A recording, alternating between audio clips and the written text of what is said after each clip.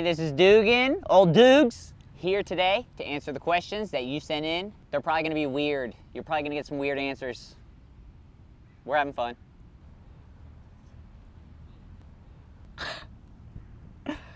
Who's the best street rider in the game? All comes down to perception, honestly. I mean, Dennis just dropped an edit 2 days ago where it's almost impossible to watch it and not say that dude's the best, but I mean, Garrett drops a brand new part. It's like whoever drops the latest part, like the head dogs, you know, that's who's the best right then. It's like, cause it's the freshest shit.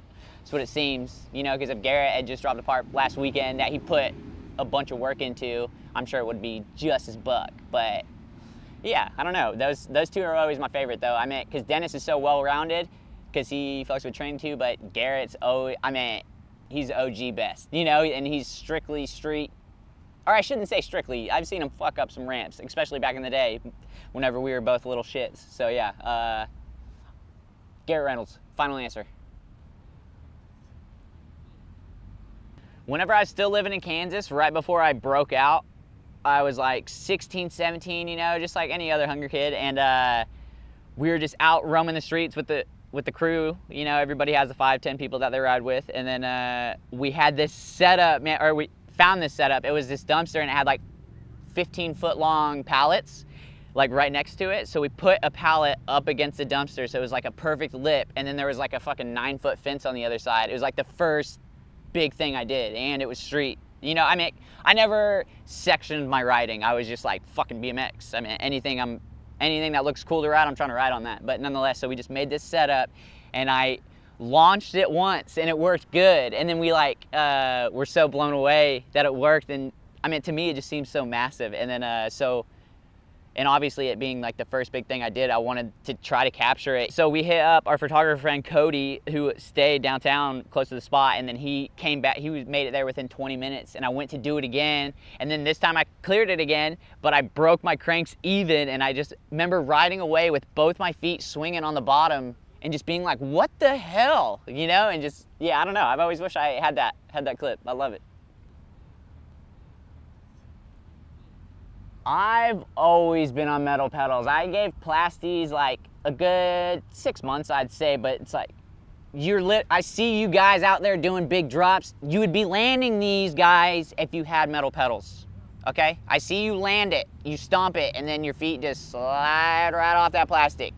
Slide. But these metals, you see, they got the pins that fucking hold your feet on there. So yeah, nonetheless, I ride metals. After I almost broke my foot because of a plastic pedal, specifically, I will never forget that, and never forget the pain, and I'm metals. Scary the first week you go back to them, you know, because you're like, how the hell did I used to fuck with these? But you get over it.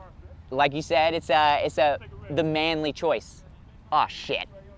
I shouldn't say manly choice. I'm pretty sure Dennis did the biggest drop ever known to man with plastics. I'm pretty sure Dennis runs plastics. That roof drop. Yeah, but I'm good. Put it right here. Put the roof drop right here, please.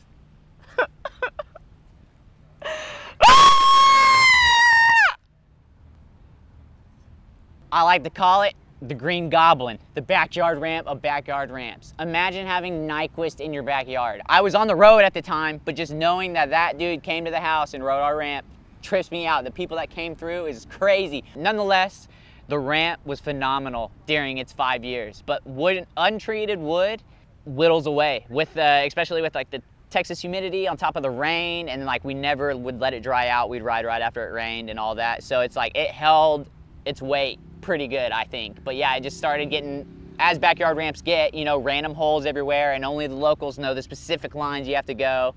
And then it started like new people would come and they'd be hitting the holes and like not having fun because it was like such a rickety old thing. And it was just pretty much just a rickety ramp that, I mean, you could go do some foot jams, have some fun on there towards the end, but we had to get out of that house. So we put it on Craigslist, and some people took like as much wood as they could for like miscellaneous ramps at their house, like mixed in with dirt jumps and stuff.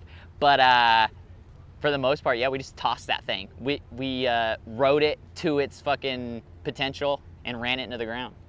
So that's what happened. Long live the Green Goblin ramp. My favorite rider, it's hard to say now. It's like, because whenever I was younger, you know, I'd have a favorite that I'd try to mimic whenever you're, you know, because whenever you're coming up, you're allowed to like try to be like, oh, that person did this trick, I want to do that same exact trick. But then it's like when you come on the scene, you're friends with all these dudes. You know them and you talk shit on them, to them, you know, and have fun with them and shit. So it's like, it's weird to say your all-time favorite rider, but I remember whenever I was still at that point of having like such an idolization of a pro, it was always Chase Hawk. I mean, we're really close in age, which is crazy, but he just always was the steeziest cat that I like caught eyes first, you know, that made me like, just made me want to go fucking even jump off a curb, you know? So that was like, whenever I was in my teens, growing up, it was like him and Alistair Witten. So it's just like always a handful. I always took in a bunch. And Mike Aiken, obviously, Aiken, duh. But I mean, yeah, that's what I would always tell myself coming up. I'd be like, I want to be the mix in between Chase and Aiken. Like that's fucking possible, but that's what I was shooting for, you know? And like, that's what kept me going, you know, that's where I put my place in my mind and kept me motivated to ride. But yeah, anybody that's riding a bike to feel good and have a good time, you know, that's my fucking favorite rider. If you're like, if you're a real one and you're riding and you know what's up.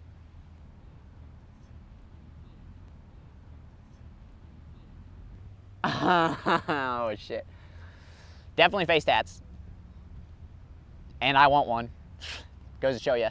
I don't, the only thing I've been embarrassed about like over a 5-year span, 5-10 year span is just my gear. Maybe clothes, definitely face tats. Pineapple on pizza, of course. Of course. I mean, I'm a pepperoni man or a cheese man, but yeah, I have this thing if I'm like getting pizza with friends or anything, like I won't even put in, I'm just like, order whatever you get, because I love to just like, I mean, just get a weird pizza that you wouldn't normally eat. You always eat pizza, why not try a weird piece? But yeah, pineapple, love pineapple pizza. It's one of my favorites for sure.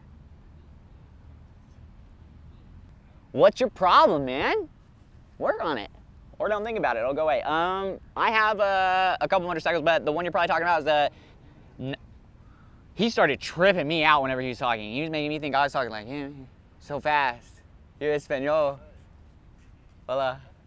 I got a 1973 Honda CB 354, baby. That's 4 cylinders, old school. And I love that baby. It never gives up on me. It's been sturdy for like, I'm going on like 8 years, I want to say, with that thing. And it's just, it's a steed. First things first, think about why you do what you're doing. Make sure you're doing what you want to be doing and know that you're willing to do anything for it. And for me, the best feeling is flying through the fucking air. I dream about flying. Not letting the fear do anything but motivate you, you know? Enjoy the fear and just haul ass. Don't be scared. Like if you're landing flat, that only means you can go higher. If I had to give any tips on airing out, I would just say speed and practice.